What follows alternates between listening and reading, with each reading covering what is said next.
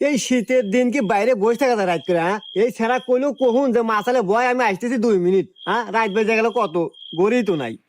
না, একলা একলা ভাল লাগে না, হিন্দে ভূতেরও ভয় করে।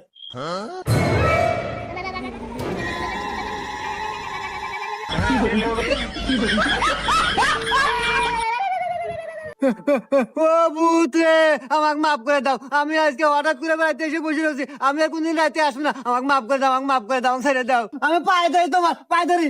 এই রাখ, ভয় পাইস না, আমি তোর কোনো ক্ষতি করবে আসি নেই। হ্যাঁ, ক্ষতি করবে আসেন নাই, তাইলে আমার কাছে আপনি কি আমি আইছেন?